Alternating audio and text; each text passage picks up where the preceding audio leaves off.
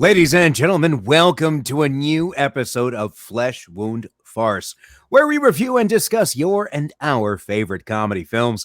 This is the world's first and only combination trivia host and professional wrestling announcer of Chilean descent that currently resides in Southern California, Ozzy V. And with me, as always, on this program, first in the Northern Bay Area, world-famous juggler, Greg Larson. How you doing, Greg? Man, Ozzy, I'm still hurting from the laughing of last week. But other than that, I'm great, man. How about yourself? I'm doing well, alluding to the great ruse of Larson 2021. And you're sporting the Flesh Wound Farce t-shirt today. You know it, man. Is available where, Todd?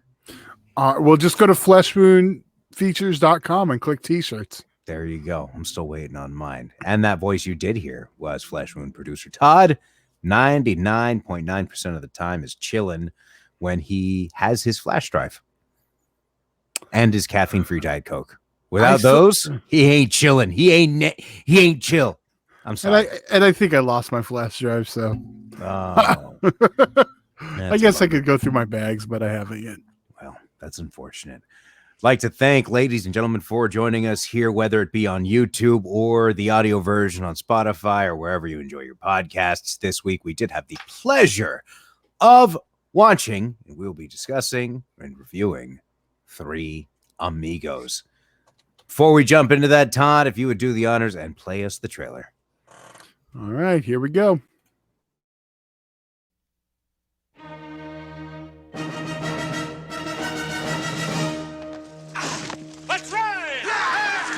The 3 Amigos. They were the biggest stars of their day. The 3 Amigos are history. But that was yesterday. Look, boys, I know show business. Something always turns up. Telegram for the 3 Amigos.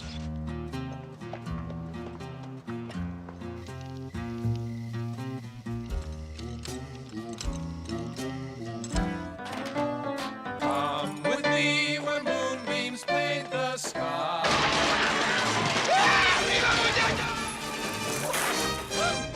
Who are you?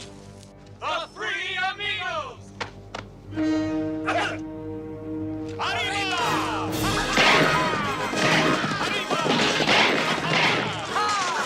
I like this guy. They're funny guys. Just kill one of them. Steve Martin. Chevy Chase. Do you have anything besides Mexican food? Martin Short.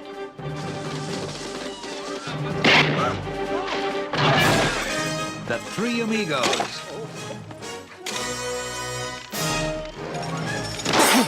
Throw down your gun! Not you, Dusty! Sorry! You're so brave. Whoa, Horsey! 3 Amigos.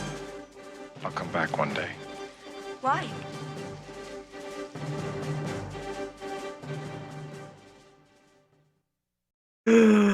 Oh, man. I see people dancing. I see people doing the 3 Amigos salute. I see people laughing. Greg was doing the salute. I'm over here like going side to side laughing, holding my head because it's like these short pains. We're gonna have to switch it so we're reacting as the trailer play. Yeah, because I mean, like, I don't know, like seeing I mean, people usually see a trailer unless we're so watching far the before the Mystery Man movie, trailer. right? Well, okay, but anyway, but everything being so fresh, it's like, I don't know, it's almost like everything hits just as it did when you saw it. It was great. Anyhow, if you're unfamiliar with this film, rated PG, released in 1986 on December 12th, with a runtime of 1 hour and 44 minutes. Director, Todd. It's your favorite director, John Landis. We do a lot of Landis movies. Listen, things just happen. Things just happen this way, okay? I actually like his movies, despite the fact he killed two people on set. I mean, other than that, and I still like Twilight Zone the movie. Go figure. There you go. Anyhow, we also have writing credits by Steve Martin, Lorne Michaels, and Randy Newman. Now, here's what I couldn't find any confirmation on this, but all the songs were Randy Newman It makes total sense. So I'm curious if because there were so many songs used, they just gave him writing credit. I guess. Curious. I Go get, yeah, that makes sense. I mean, sometimes like in a musical, they'll do songs and music by, Right. but yeah, you're So probably right. this film had, of course, as you heard, Steve Martin, Chevy Chase, Martin Short. But in addition, you also had some cameos early on. Actually, before I jump into the cameos, I'm actually just going to go over the synopsis real quick, and then I'll actually get to your guys' initial thoughts, as I selfishly was about to skip that. So my apologies. Synopsis from IMDb reads, 3 actors accept an invitation to a Mexican village to perform their on-screen bandit fighter roles, unaware it's a real thing. So I went over mine. I mean, like, I've always loved this movie. Some things now, as watching it at this age, hit much better than they did at any other. Greg? So I had a lot of fun with this movie. I'm going to save a little bit for talking about it a little later, but I do have a complaint and a conspiracy theory. Uh-oh. Oh, yes. Wow. Yeah. But I enjoyed it thoroughly. This is a fun movie. Todd? Yeah, I'm with you guys. I love this film. I used to watch it all the time. It was in heavy rotation back in early 80s. I think I still own the VHS tape, which I should have pulled out to show. I did not watch it on VHS. Well, Todd, we know you're not great at pulling out. There's 3 examples of this case. Hi-yo. Whoa, you're gonna get my wife upset. Whoa. You said 3. There's Okay. one example of this case. Jesus. Don't talk about off-air stuff. My bad. Anyhow, what I appreciated most about this is the writing and the setup and the placement of things from the very, very beginning. Also, I don't know if you guys caught the name of the cantina where first part movie takes place was labeled as Cantina del Borracho, which translates to the drunk cantina or the cantina of the drunks. Oh, nice. Now, Sounds like a good place to drink. precisely. In terms of my favorite, it wasn't necessarily a favorite line, but when I look back in it, in terms of how hard I laughed, it was the entire Buttercup scene, primarily because of the setup. Like, these guys are afraid for their lives that they have to sing along or these guys will kill. Like, that was just such a, like, did you see them? We killed it in there. Like, oh my gosh. Like, and I guess just because a nice, like, end off to that, like, it was like the perfect timing is when the plane flies over and Ned tries to give that joke. Like, oh, that's a mail plane. I can tell because of the little balls. And the other two don't get it. That's what sells it. Just explain it. He explains it to Lucky, but then Dusty still doesn't get it, but he just laughs along anyway. Like, it's the kind of chemistry between these guys that really made this successful. And you could tell. We'll get into the. There's a behind the scenes interview. That was only like a 5-minute thing on the Blu-ray that between the. I mean, you could tell the kind of chemistry they had. That must have been a blast to be on the set for these days. There is actually in the Blu-ray, I believe it was from Premiere Magazine, if they're still even around. There is a little booklet of like a press interview. Got it. Right. Now, Greg, how about your favorite line or, I guess, scene? Well, I mean, my favorite line was, of course, that mail plane bit. I mean, a bad pun. That's a strike right up the alley, let me tell you. But I figured I'd have to have some alternatives because that one I saw is definitely going. There's a moment with Chevy Chase, I believe it was, and he's flirting with a lady, and she goes, "Would you like to kiss me on the veranda?" And he goes, "Lips will be fine." I lost it. I was just like, man, this is too good. Too many great jokes in that. And there were a lot of runners up. So, but I don't want to take them all. So yeah. Yeah, I got two too. So I'll do one and then see what else everyone has. one of them I'm pretty safe no one picked. The part that had me dying, or does Ozzy already know one of them? I'm pretty sure. Well, you could say it after I say mine. Well, The plethora of pinatas part. I was Yes. dying.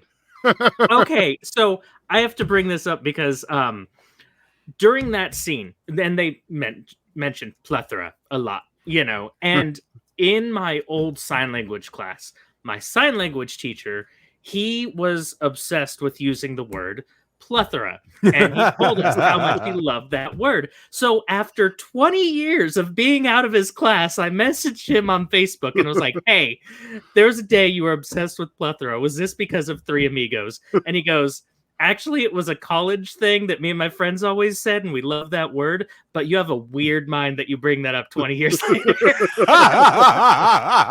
Just be like, I had a plethora of time. Plethora of seconds. Speaking of seconds, Ozzy, what do you think my second favorite line was? You just go ahead and say it. Okay, well, tell me if I'm right or wrong. It's when Dusty mentions that they raped the horses and rode the women. I said rape the horses. No, but I wrote that down. I wrote that down. I'm just gonna guess. But it doesn't work without and rode the women. That's right. The first half it didn't have me. It's the second half I was done. I just wanted to write the first part down because we raped the women and rode the horses. It's like, and my honorable mention has to be the it's a sweater. Like, all the things. Oh God, this movie was great. And then when they find out it's real, their reactions is just hysterical. We don't shoot women. We only shoot men. And I think it we'd be remiss if we did not mention the lip balm line. Going through the desert and the water. That's like feels like such a classic gag. But this movie is just absolutely. I feel perfect. No, and with the three leads, but who doesn't get credit, which one of my favorite things was El Guapo. He's Alfonso Aru. He is hysterical in this, and he has so many just little gems in there. Yeah. He plays a real good villain. He does. And absolutely so there's a style of theater out there called Commedia dell'arte. And in that there's a standard character who's the goofy villain known as Il Capitano. And this guy is that specific comedic villain to a T. And you're right. You can't have a good movie without a good villain, to be honest. You don't have a good antagonist, you're done. Yeah. So money's in the chase. Like I said, there's no way you could give this less than a 5. So it's a 5 from me. Greg? I just want to go into two things real quick. First off, my complaint. It's not even really about. Am I going to have to argue you? No. You're not going to argue. It's because it's not about the movie itself. But we watched it with subtitles. And it angers me. And I don't know if it angers anybody else. When you get subtitles and the Spanish lines say speaking Spanish, what the hell? Like, translate it. Come on, man. Do the Spanish subtitles say 3/4 of the film speaking English? I don't think so. So, yeah. And you know what? To be fair, I mean, we're kind of spoiled in a sense because I know specifically in Assassin's Creed, when they were in Italy, you had the subtitles on. It would say English. Whenever they would say anything in Italian, you got to see what the English meaning was. Right. And that's how I knew what Una Fortuna is and Rescue et Gas in Pace. So exactly. We're just spoiled, but it's Warner Brothers and they don't want to make money apparently. So HBO, yeah, well, you're right. HBO. There you go. Yeah, exactly. But Todd. Sorry. I just realized you didn't even give your rating. Yeah, no, and I'll save my conspiracy theory for a final thought, but you got to give it a 5. Like, there's no way. Like, this is a comedy trio of amazingness with Lorne Michaels, and come on now. So, yeah, hands down a 5. Early Lorne Michaels. Yeah. All right. I don't want to know where it went south for you, but well, I'm going to not be the turd in the punch bowl. It's a 5 from me too. Yes, it is, of course. Not even close. Like no other thought went through my head. Absolutely. It is such a classic that has got to be seen and just really good stuff. Now, some of these deleted scenes, which was unfortunate. Now, I will say, actually, I did have a photo of this on the Blu-ray. It mentions a series of deleted scenes. Now, some of the scenes that were lost featured Sam Kinison. I'm going to read this. As it comes up in the beginning, it says, in almost every motion picture ever made, and this is from John Landis, in almost every motion picture ever made, there are scenes shot that end up being cut from the finished film. With in murdered people. Sorry, I had to get it in there. In Three Amigos, the entire subplot of the rivalry between the Amigos and Miss Renee, played by Fran Drescher, was eventually cut from the picture, and a lengthy sequence from Sam Kinison as a Cannonball Mountain Man was also removed. For this new Blu-ray edition, I was asked by HBO if there was any footage that could be added as bonus material. After some research, I learned that the outs and trims were trashed in the late 80s. So much of the footage is lost, including Sam Kinison's scenes and most of Fran Drescher's. However, and then this is where... However, we found a 35mm print that had been prepared for exhibitor screenings before they had locked the picture with temporary dub music and sound effects. Most, but not all of Miss Renee is here, along with the deleted opening of the movie in Santa Poco. So here's even more of the Three Amigos. That's a written letter from John Landis before these deleted scenes start. What I really enjoyed about that particular, the way they set it up is they set it up just like a silent movie where they explain the scene and then it shows, and then just like, I think it was like 5 or 6 deleted scenes, but mostly the ones of note was the Fran Drescher and the Miss Renee. Like, and that was hilarious, especially, I'm not sure if you guys caught the deleted scenes, Todd. I'm pretty sure you did. Yeah, I watched them. Oh, yeah. So the Phil Hartman gag with the phone, it was just more extended. So when you got to see what made it into the theatrical cut, that was actually a funnier moment from Phil Hartman. Rest in peace. Same goes for John Lovitz to see, and you have Joe Montega talking about streamlining. It was really fun, but I can see why it was cut out because they try to make comedies as close to 90 minutes as they can. But it was unfortunate, like, because it was all good. Usually there's a lot of deleted scenes where, okay, yeah, I understand why they cut this out, but that in particular, having the Fran Drescher one, I can imagine Sam Kinison, all that must have been over 2 hours. Had to have been at least. Well, you know, it's funny. You mentioned the comedy should be about 90 minutes, but it seems like all of Landis's other pictures are right around 2 hours, if not longer. Right, but you think about it. So, I mean, what was in the deleted scene was about 20 minutes of these extra deleted scenes, right? And not even everything.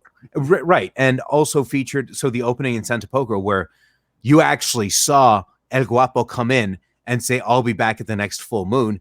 That's how they know he's coming back, because you notice Carmen says he's going to be back at this time. How does she know? That's how she knew. But you know, stuff happens. But I can imagine scenes with Kinison, scenes with Fran Drescher must have put it at like 2.5 hours. Easy. Because it's already an hour and 45 minutes. I mean, this mentions that it's a lengthy scene with Kinison. Had to be like at least 10. I mean, remember, they're going through, they have these set of instructions to see the singing bush, which, by the way, was all Randy Newman singing those songs, by the way. Awesome. And it was after they got the singing bush and they did the chant. And I'm just curious to know if when they were handing each other around, because they had a notepad, that's we have to do the chant and fire a shot in the air. So each one, they do a chant, starting with Ned and then Lucky and then Dusty. And I'm curious if they just handed the notepad around and just said whatever came to mind at that point, because Martin Short's chant was very specific to Martin Short, what he's done.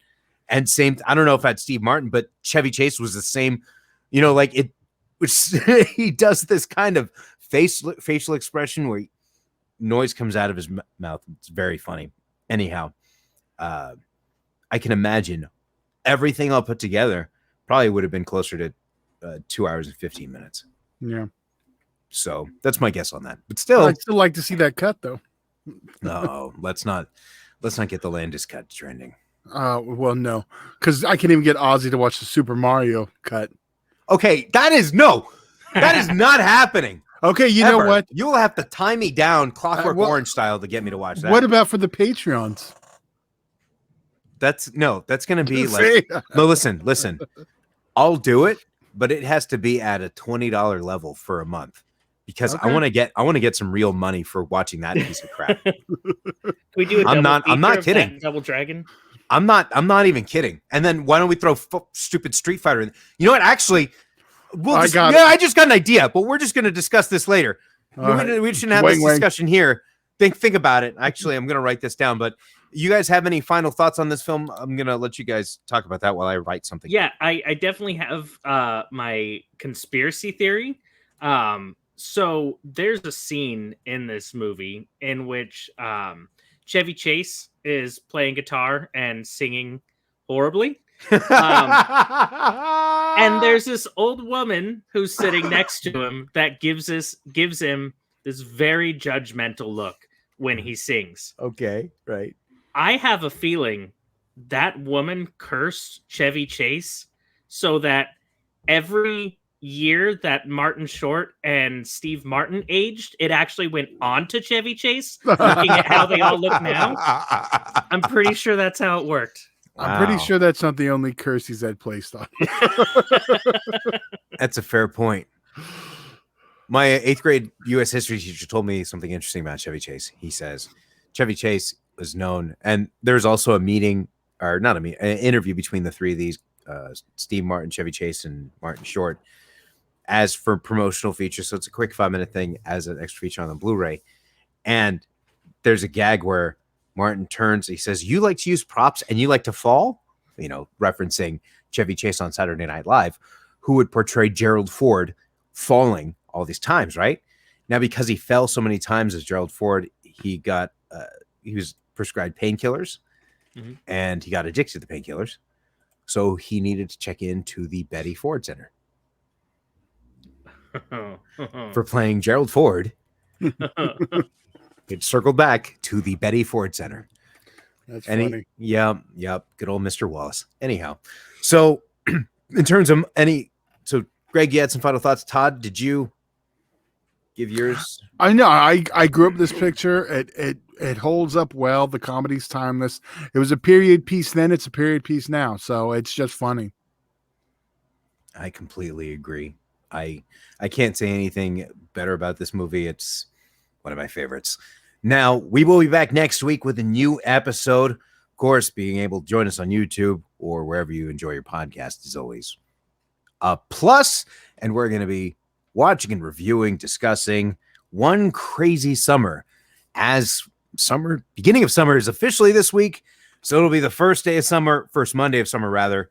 So One Crazy Summer is one of my favorites from my early childhood. So I'll be glad to revisit that and review it and discuss it with you guys. Any final thoughts about anything else before we leave? I'm excited to go over this next week. So, yeah. Absolutely. Me as well. Producer Todd. Good night. That's all. Or good morning, good day, whenever you're listening to this. Salutations. I mean, we air at 6 p.m. Monday nights, 6-7-ish. Monday 5, evenings. 6. Monday evenings.